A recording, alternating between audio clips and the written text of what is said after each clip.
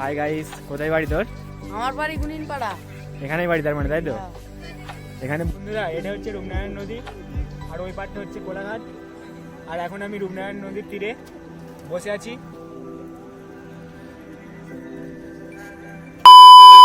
Hello বন্ধুরা, আমি সৌরভ। আজকে তোমার সাথে খুব ভালো আছো?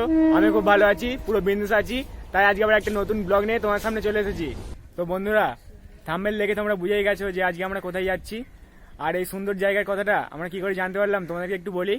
তো আমি যে কোম্পানিতে কাজ করি সেখানে আমার একটা বন্ধু আছে, তার বাড়ি হচ্ছে যে এই বাগনানে। আর সে আমার ব্লগ দেখে, তো দেখে বললো যে তুই যে ব্লগ করিস, তো আমাদের এখানে একটা সুন্দর জায়গা আছে, সেখানে যাই ব্লগ করতে।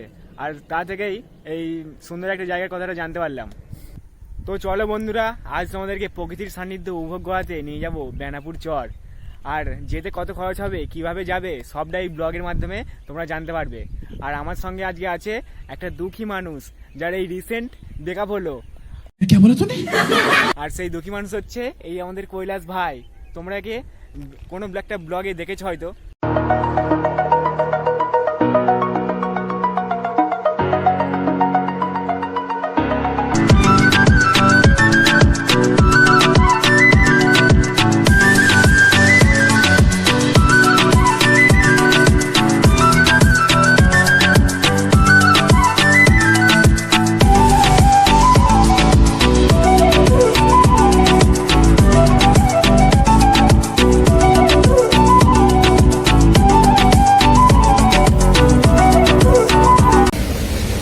বন্ধুরা, আমরা আমাদের প্রিয় স্টেশন সাংরাইল থেকে ট্রেনে উঠেছি।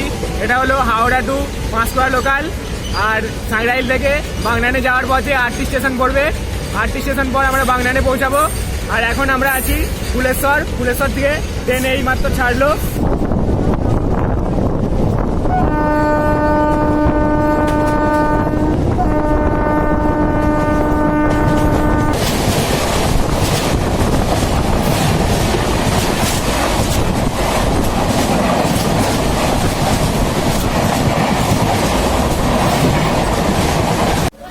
আর তোমরা যদি হাওড়া থেকে আসো, তাহলে হাওড়া থেকে বাগনান যাওয়ার পথে 15টি স্টেশন পড়বে।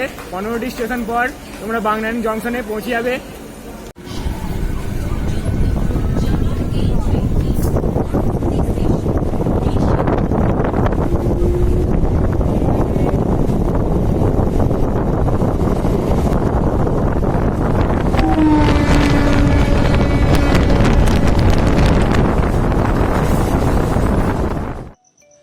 বন্ধুরা, আমরা ট্রেনের গেটের ধারে দাঁড়িয়ে বাইরের দৃশ্য দেখতে দেখতে আমরা কুলগেছিয়া পার করে গেলাম।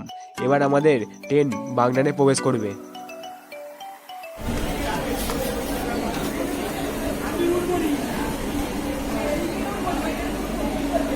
তো বন্ধুরা, আমরা বাগনানে ফাইনালি পৌঁছে গেছি। A few moments later. বন্ধুরা, বাগনান স্টেশন থেকে বেরিয়ে সোজা বাগনান বাস স্ট্যান্ডে চলে আসবে। ওখান থেকে বেনাপুর চর যাওয়ার জন্য ম্যাজিক গাড়ি ও অটো যায়। জনপ্রতি ভাড়া 20 টাকা নেবে। তোমরা সহজেই বেনাপুর চর চলে যেতে পারবে ওখান থেকে। তো বন্ধুরা, আমরা বাগনান বাস স্ট্যান্ড থেকে অটো ধরিনি, আমরা অটো ধরেছি বাগনান স্টেশন থেকে 5 নম্বর প্ল্যাটফর্ম থেকে এক্সিট করে ওখানে ব্রিজের নিচে যে অটোগুলো দাঁড়িয়ে থাকে ওখান থেকে অটো ধরেছি। ওখান থেকে প্রথমে নুনটিয়া সিনেমা হল যাব, আবার ওখান থেকে টোটো ধরে বেনাপুর চর যাব।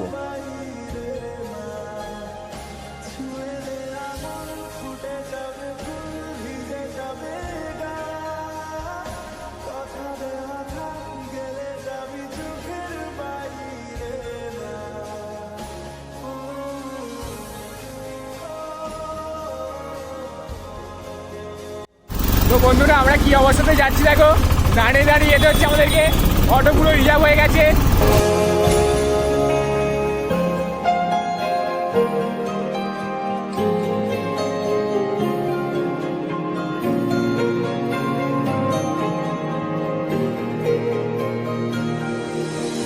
তোর মতো কোনো একটাকে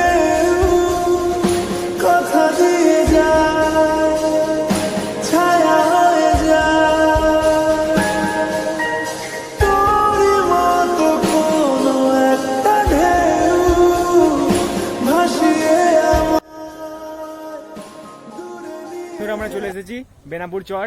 ওই যে আমাদের অটো ওইখানে দাঁড়িয়ে আছে, এখান থেকে একটু নেমে গেলেই দেখতে পাবে তোমরা বেনাপুর চর।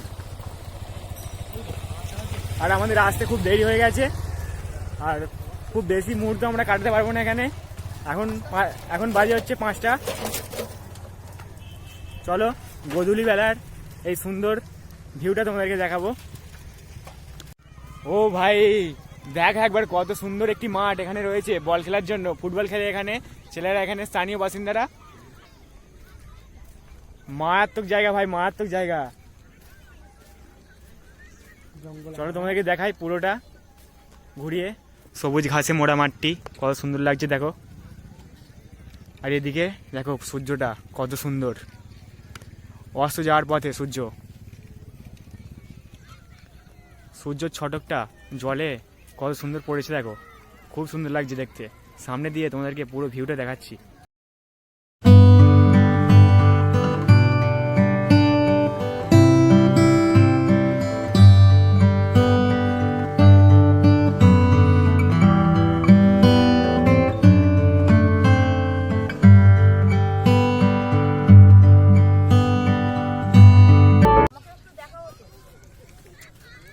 কোথায় হাই গাইস, কোথায় বাড়ি তোর?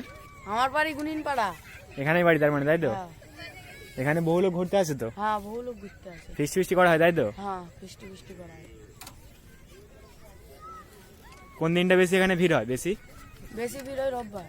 হ্যাঁ, রবিবারে সবাই ছুটি থাকে। এখানে মনোরম একটা সৌন্দর্য উপভোগ করতে আসে সবাই।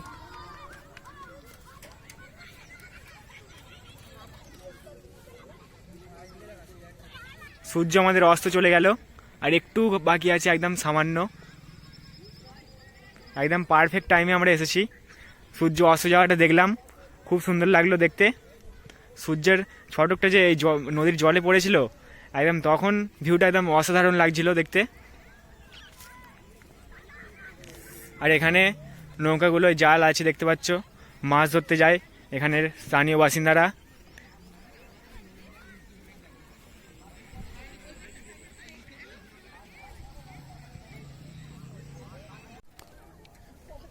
তো বন্ধুরা যখন ভাটা থাকে, ওই যে দূরে দেখতে পাচ্ছ ওই সিধে একটা মাটি, ওখান পর্যন্ত যাওয়া যায় হেঁটে হেঁটে, পুরো নদীর মাঝখান পর্যন্ত যাওয়া যায় পুরো হেঁটে হেঁটে। তো বন্ধুরা আমরা এখন পাড় ধরে এগিয়ে চলেছি সামনের দিকে। আর প্রচুর নোংরা হয়ে গেছে দেখতেই পাচ্ছ। এখানে পিকনিক করতে আসে অনেক লোক শীতকালে, পিকনিক স্পট একটা এটা। পিকনিক করার একটা খুব সুন্দর জায়গা, পিকনিক করে সব এখানে দেখতেই পাচ্ছ পুরো নোংরা হয়ে গেছে জায়গাটা। আগে আরও সুন্দর ছিল যখন কেউ জানতো না জায়গাটা। এখন বহু লোক ঘুরতে আসে এখানে, বিকালের টাইমটা করে আসে, কিছু সময় এখানে স্পেন্ড করে যায়।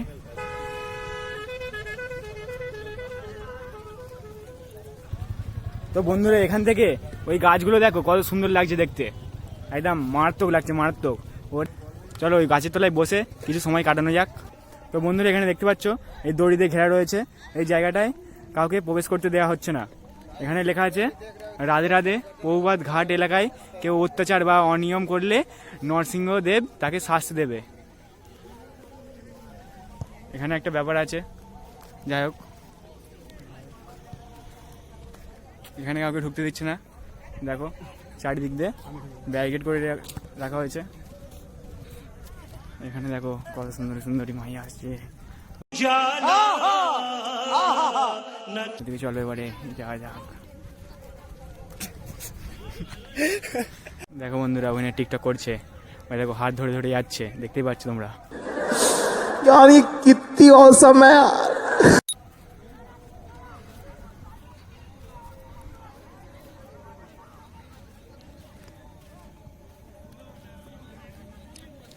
ইডেন গার্ডেনে এত সমান করে ঘাস নেই যতটা এখানে রয়েছে।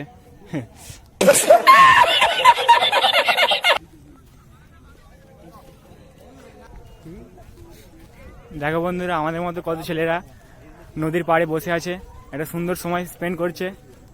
আমরাও একটু বসবো ওদিকটা গিয়ে।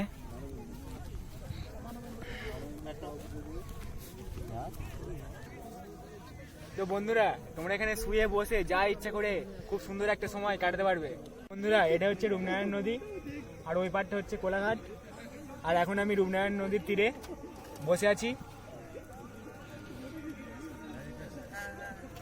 তো বন্ধুরা সন্ধে নেমে এসেছে, আর একটু পরেই আমরা বাড়ি যাব। আর তোমাদেরকে আজকে এত সুন্দর একটি জায়গা উপহার দিলাম ব্লগের মাধ্যমে। কেমন লাগলো তোমরা কমেন্ট করে জানিও। তো বন্ধুরা এখানে স্টল রয়েছে ছোট ছোট, এখানে একটি রয়েছে, ওই দূরে দেখতে পাচ্ছ ওইখানে একটি রয়েছে।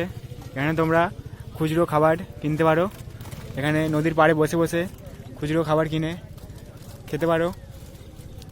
ফুচকাওয়ালাও আছে ওখানে। কাকু চলে যাচ্ছে মনে হচ্ছে, সন্ধে হয়ে গেছে বলে মনে হয় কাকু বাড়ি চলে যাচ্ছে ফুচকা নিয়ে।